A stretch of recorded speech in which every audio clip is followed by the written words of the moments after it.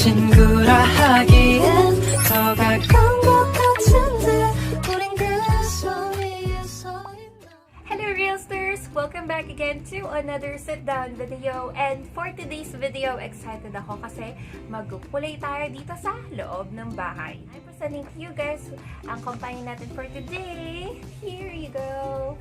Yan. This is the Beautylabo Whip Hair Color. So, curious na ba kayo how we're gonna be using this? See kung ano yung maging reaction niya. So, right now, as you can see, very black yung hair ko dito sa side na to. And then, syempre dito pa yung ibang colors ko from the last hair color. So, the result would actually vary. So, dito, depende sa color ng existing hair mo. So, I think I'm just right here. So, perhaps at the end of this video, we're gonna be seeing either this one or this one. But let's see.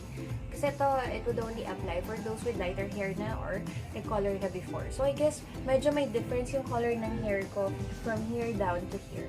But we'll see. But before we start, let's just go first with the few reminders before using the Beautylabo Whip Hair Color. Keep on watching! Okay, so there you go guys, and before we continue this video, please don't forget to subscribe on my channel para makuha niyo yung mga latest updates with the latest trends that I'm doing. Actually, I have a separate unboxing for this, which you guys can see. So, this is what we're gonna be using. So, natin ilalagay yung ating colorant, call it developer. So, we're gonna be mixing this. Ayan. This is the developer. And then this one is our colorant, and what I have right now is cherry pink. So these are the gloves. And after treatment, we're gonna be using this. Meron silang pa after treatment. This one is not needed to rinse out na. Ilalagay mo lang siya sa iyong hair. Okay? Kasya naman yung fairness. Ayan. Kasi will be a little bit messy. Yung gloves nila parang good for all sizes ng hands, diba? Ayan, kapal siya. Ihahalo ko na muna sila dito. By the way guys, galing lang sa ref to. Niref ko sila for an hour. Ayan, so may putting na the colorant. Go, drinks tayo. So ganyan lang siya karami. Ngayon, we need to make sure na you properly do this. Now it's time to do the shake thingy. Sabi, shake natin mga 30 times. Okay. Hindi siya masyadong puno. So far, we're good. Now, pag whip na siya, we have to apply it immediately. Now, I parted my hair na kasi makapal siya guys. Inart ko lang muna siya ng kalakalhati para at least evenly distributed siya. And then make sure your hair is clean and dry. And paano applying this? Oh, very soft and ayan, very whip talaga yung end result niya guys. Ayan siya. Ayan, so play na natin siya. Actually, first time ko to gawin, like magkulay ka sa loob ng bahay. I see naman na it's safe na gawin lang sa loob ng bahay and kahit ikaw lang yung maglagay. Kasi diba, ang concern natin when we're putting hair color is that baka hindi natin magawa ng tama and hindi siya safe. So, ayun, that actually made me do this. Unlike pag nagpa-color ka sa salon guys, talagang ano mo yung tapang nung colorant na gamit nila or pangkulay rather. Pero dito, tolerable siya eh. Like, it's really okay lang to put it at home. At saka, hindi siya, hindi siya masakit sa anin. Ayan.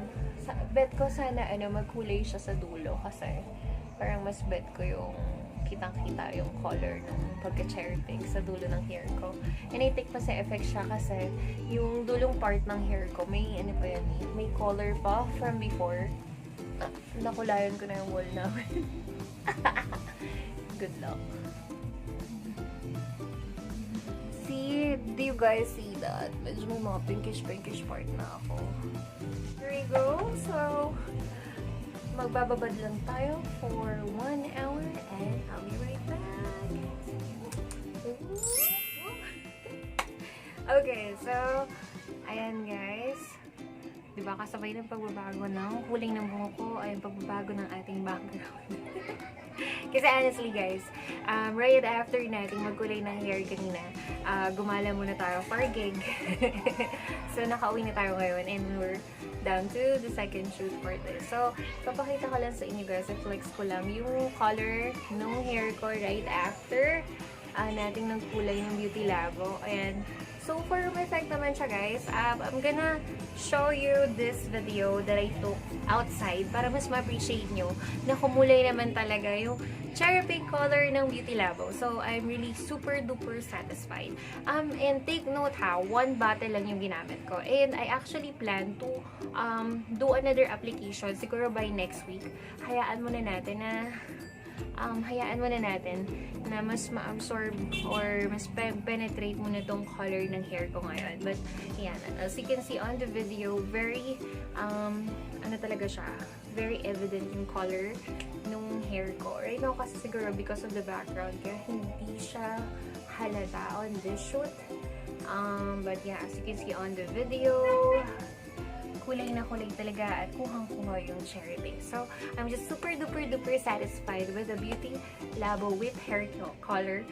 First is that it's affordable. Second is that you can do it at home. And third, hindi siya ganun katapang. So, you can definitely do it on your own without worrying kung madadamage pa yung hair mo o hindi. Kasi hindi siya masakit sa balat.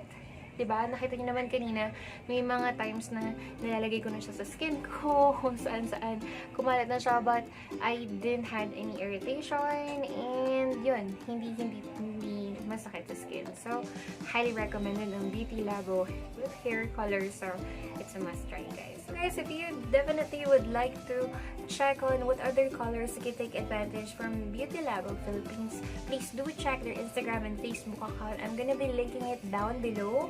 So, you could actually try din this on-the-go hair coloring na pasok na pasokan. You can do it on your own, okay? And before I end this video, if you have any questions or comments, please leave it down below. And again, don't forget to hit the notification bell para like to updated with my new video. Again, thank you so much again for watching.